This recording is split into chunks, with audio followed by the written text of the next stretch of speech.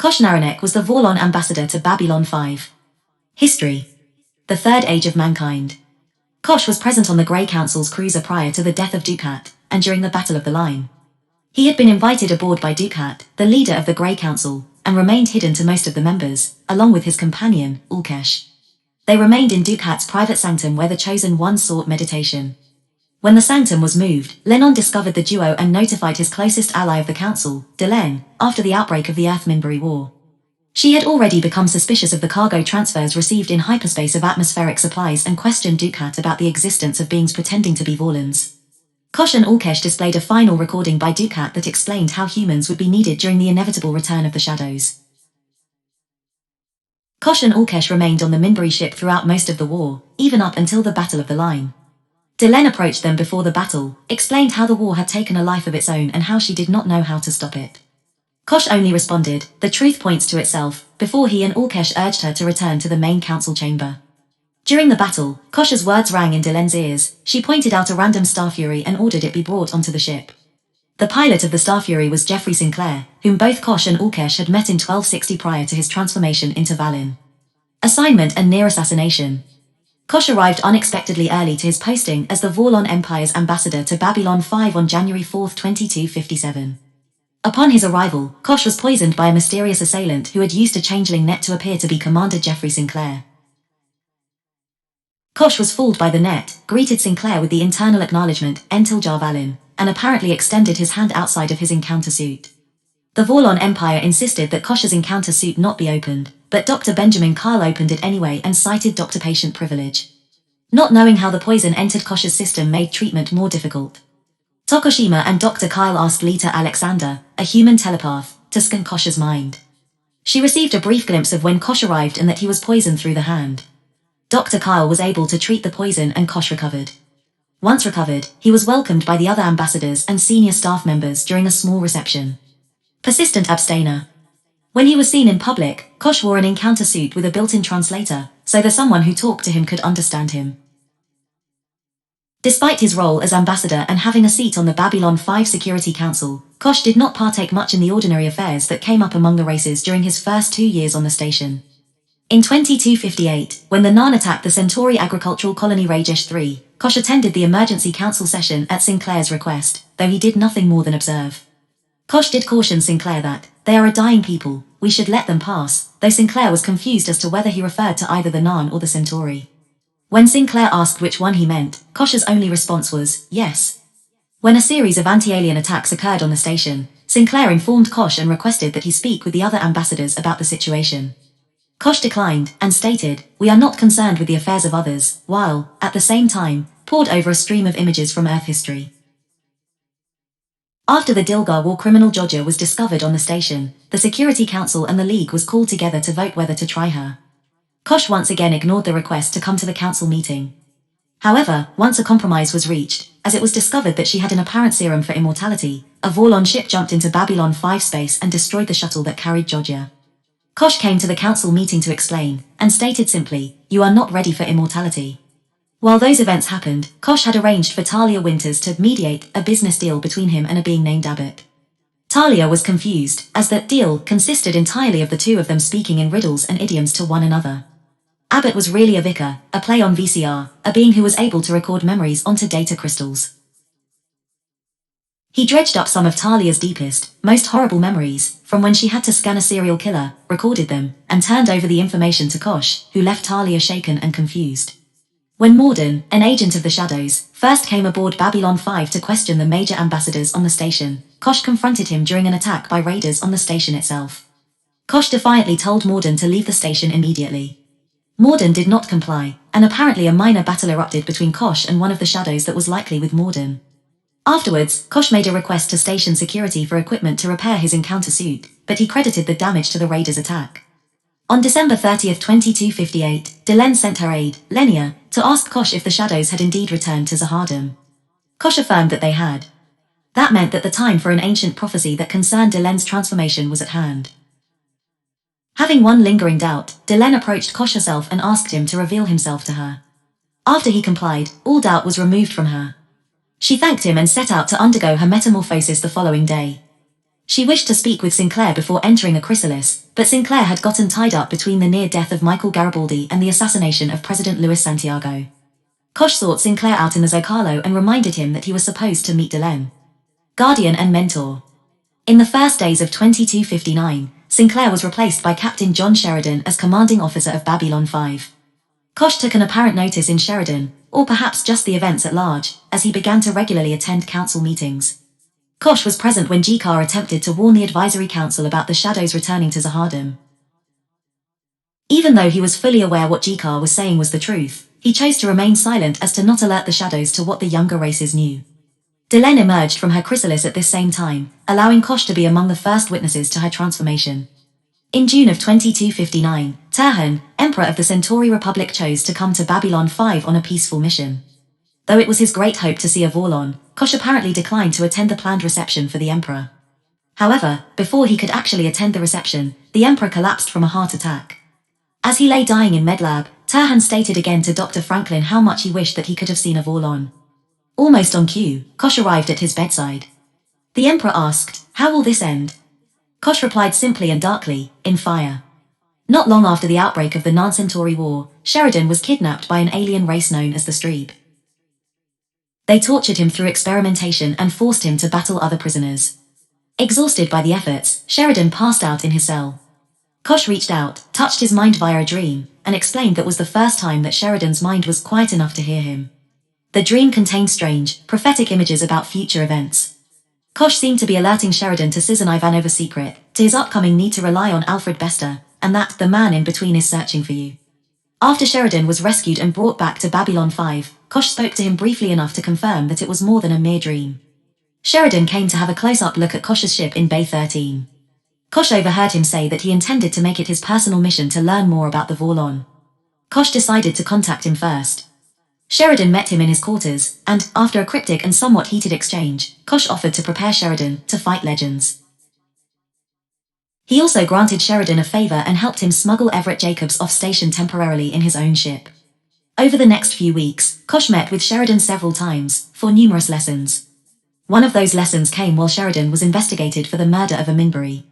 Kosh led Sheridan into Down Below and offered him one moment of perfect beauty. Sheridan encountered a strange order of chanting monks and was awed by the experience.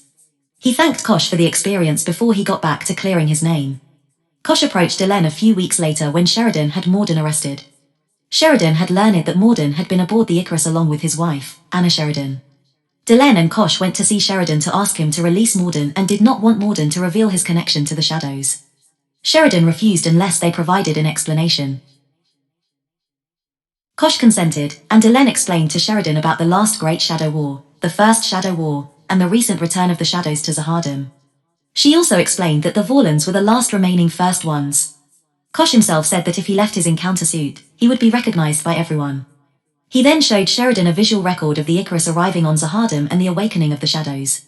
Sheridan released Morden, then went back to see Kosh privately. He asked Kosh to teach him how to fight and beat the shadows. He also swore that one day he would go to Zahardam. Kosh agreed to teach him, but warned Sheridan, "If you go to Zahardam, you will die." Kosh was present at the advisory council when Londo announced the unconditional surrender of the Narn regime, which ended the Narn-Centauri War. He was probably the one who also conveyed the Vorlon's complaint against the Centauri using mass drivers against the Narn homeworld. Afterwards, Kosh was present when Delenn and Garibaldi introduced the Rangers to Sheridan. Sheridan promised that Babylon 5 would be where they would hold the line against the shadows. With events moving towards a showdown with the shadows, Kosh expressed concerns regarding Delenn, whether she was the right person for the task ahead. He insisted that she submit to an inquisitor, in a process that could kill her if she was indeed the wrong person. Delenn agreed, survived the process, and was endorsed by the inquisitor. Revealed to all. The Centauri Republic, spurred on by the shadows, began to create more conflict along their borders. One of those conflicts spilled out at Babylon 5. Sheridan was forced to fire on and destroy a Centauri battlecruiser, which infuriated the Republic and his superiors in the Earth Alliance, who finalized a non-aggression treaty with the Centauri. Sheridan was ordered to issue a public apology, with all the major ambassadors present, from the Zen Garden. While traveling along the core shuttle, however, Centauri agents planted a bomb in the car. Sheridan leapt out and began falling towards the ground. No other options available, Kosh opened his encounter suit and flew into the air. He appeared as a being of light in the image of each of the different races who beheld him, save for those, such as Londo, who saw nothing. No one realized that it was Kosh, but all were amazed at the wondrous sign. Sheridan realized who saved him, but did not make it public knowledge. The revelation was very taxing on Kosh, which prompted him to return to his ship for a week to rest.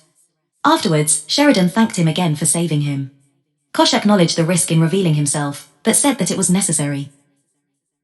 Sheridan then asked how he could know for sure that it was always the same Vorlon inside the encounter suit, and Kosh gave a familiar response, "I have always been here." When Sheridan replied how annoyed he was by Kosh's cryptic replies, Kosh responded with apparent amusement. Secrets and revelations. Early in 2260, Lita Alexander arrived on the station via Kosh's ship. After she explained that she had traveled to the Vorlon homeworld, Lita stated that she would be working for Kosh from then on. Kosh affirmed that. Lita told the station crew she did not fear the Psychor, and was confident that Kosh would protect her. What Lita did not disclose was that Kosh relied on Lita to carry him from place to place, or more specifically, she carried part of his consciousness within her from time to time. Seeking a way to strengthen the non-resistance, Jikar took the illegal substance, dust, which allowed him to telepathically assault Londo. While inside Londo's mind, Jikar was overwhelmed by the flood of images and feelings. Kosh took advantage of Jikar, at his weakest, and appeared in his mind in an image of Jikar's father, Jikan. Kosh spoke to Jikar about what was coming, told him to let go of his hate and anger, and plead with him not to continue the cycle of blood with the Centauri. He also warned him to prepare for great sacrifice in the days to come. Before he broke contact, Kosh appeared as Jilan. Jikar emerged from the dreamlike phase forever changed, but was unaware that Kosh was the real source of the vision. At the end of July, 2260, the shadows began to attack ships openly, mostly near the rim. Kosh withdrew to the solace of his quarters, and did not emerge for at least a week. Sheridan quickly realized how scattered and terrified the minor races were. None of them wanted to commit to a fight that they thought for sure that they would lose. After he realized that they needed a victory to raise morale and pull the alliance together, Sheridan approached Kosh and asked for the Vorlon Empire to engage the shadows at least once and score a victory. Kosh, at first, flat out refused, and told Sheridan, "It is not yet time." Enraged, Sheridan pressed Kosh and told him that he would not leave until he agreed to intervene. Kosh, in turn, became angered, and lashed out telekinetically at Sheridan, but when he still insisted, Kosh conceded to his request. Before he went to relay the request, Kosh warned Sheridan that he would not be able to help him when Sheridan inevitably went to Zahardam, and that Sheridan would surely die there. Sheridan mistakenly believed that Kosh spoke out of anger and threatened to withhold help when the time arrived. Kosh, however, knew what would inevitably follow. Death. A Vorlon armada won a decisive victory against a shadow fleet.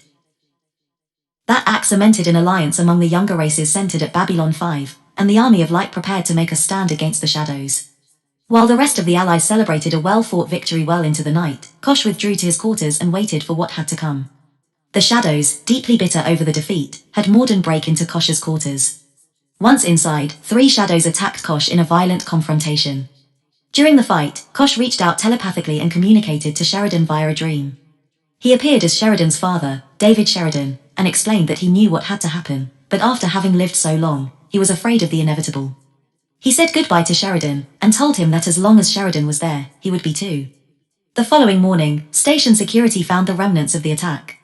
No body was found, and only a few fragments of Kosh's encounter suit remained. The Vorlon Empire was instantly aware of his death. They agreed to a plan to replace Kosh with Ulkesh, with the new ambassador assuming Kosh's identity so as to not frighten the minor races with news of his death. Kosh's ship, which was his personal craft, honored him one last time before it committed suicide by flying into a star. Unknown at the time, Kosh placed part of his consciousness inside Sheridan. Lita Alexander, off station at the time of Kosh's death and not carrying any part of him, was the first to suspect that on a mission to engage a shadow vessel. Touching Sheridan directly, she had a vision of Kosh's death. Post-death. When Anna Sheridan arrived on Babylon 5 at the end of the year, Sheridan devised a plan to go back with her to Zahardam and hoped to single-handedly end the war. Before Sheridan left, the piece of Kosh within him warned him again that if he went to Zahardam, he would die. Sheridan dismissed the experience as a memory. Once on the planet, however, he heard Kosh's voice again, that time prompting him to jump into a great abyss in the Shadow's capital city.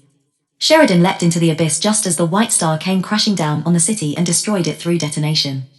Sheridan's fall killed him, but Kosh's presence in his body kept him alive. Deep inside the cavern, Sheridan met Lorien, who was aware of the remnant of Kosh inside him. He restored Sheridan to life, then left the planet with him, and formed a plan to end the Second Shadow War once and for all. After he knew that Ulkesh would be a liability, as the Vorlons began to destroy entire worlds to clear them of any shadow taint, Sheridan put together a plan to eliminate him. After Sheridan set up a trap that forced him to abandon his encounter suit, Ulkesh was destroyed by the remnant of Kosh, which was mixed with part of Lorien and Sheridan himself, in single combat that also destroyed Ulkesh's ship. With that act, Kosh finally and ultimately passed away. During the Brakiri, Day of the Dead, Kosh's spirit apparently communicated a message to the spirit of Zoe, who appeared to Elizabeth Lockley. Zoe asked Lockley to convey the message to Sheridan: "When the long night comes, return to the end of the beginning."